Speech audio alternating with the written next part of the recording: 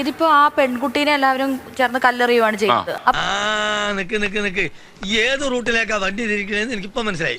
ഇപ്പോൾ ആ പെൺകുട്ടിക്ക് എന്തുകൊണ്ടാണ് ഇതുപോലെ സോഷ്യൽ മീഡിയയിൽ എടുത്ത് ഇടേണ്ടി വന്നത്? കുട്ടി വേണ്ട വേണ്ട. അടുത്ത് ഇപ്പൊ ബസ്സിൽ കയറി ഇരിക്കുമ്പോൾ അടുത്തിരിക്കുന്ന സ്ത്രീ അത് എങ്ങനെയാണെന്ന് പുരുഷൻ കണ്ടുപിടിച്ചിട്ട് വേണം കയറിയിരിക്കണം. ആ ഇവനാള് കൊള്ളാലോ. ഒരാൾ ഏതെങ്കിലും ഉന്നത പദവിയിൽ എത്തിക്കഴിയുമ്പോഴായിരിക്കും പഴയ കാലത്ത് എന്നെ അങ്ങനെ തൊട്ടു, എന്നെ ഇങ്ങനെ പീഡിപ്പിച്ചു. അന്ന് ആ സ്ത്രീകൾക്ക് പറയാനുള്ള ധൈര്യവും ചങ്കൂറ്റവും ഒന്നും ഉണ്ടാവില്ല. അതുകൊണ്ടാണ് ഇന്ന് വന്നിട്ട് അവർ പറയുന്നത്. വായിക്കെടുക്കുന്ന എല്ലില്ലാത്ത നാവാന്ന് വിചാരിച്ച് എന്തെങ്കിലും കയറി വളച്ചൊടിച്ച് തിരിച്ചു മറിച്ച് വിളമ്പരുത് കേട്ടോ. ഇന്ന് അവർക്ക് അതിനുള്ള ആത്മാഭിമാനവും ധൈര്യവും ഉണ്ടായി വരുമ്പോഴേ അവർക്ക് പറയാൻ വേണ്ടി പറ്റും. അതെന്ത് ധൈര്യമാണ്?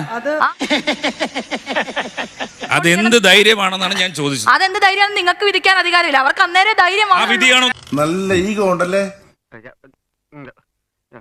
മീറ്റു മൂവ്മെന്റ് എങ്ങനെയാണ് ഉണ്ടായി വന്നത്? ആ മീറ്റു മൂവ്മെന്റ് ഫേക്ക് മീറ്റു ആവരുത്, അത്രേ ഉള്ളൂ. പട്ടിയുടെ വാല് 12 കാലം കൊള്ളിട്ടിട്ട് എന്താ കാര്യം?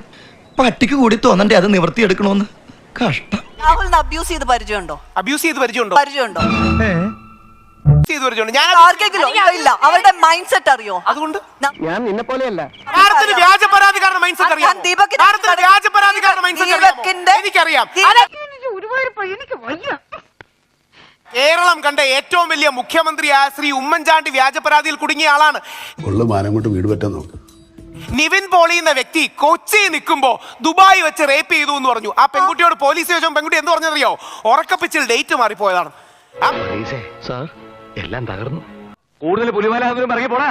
എനിക്ക് നല്ല വൃത്തിയായ ഒരു തല്ല് കിട്ടേണ്ടത് അത്യാവശ്യമായി.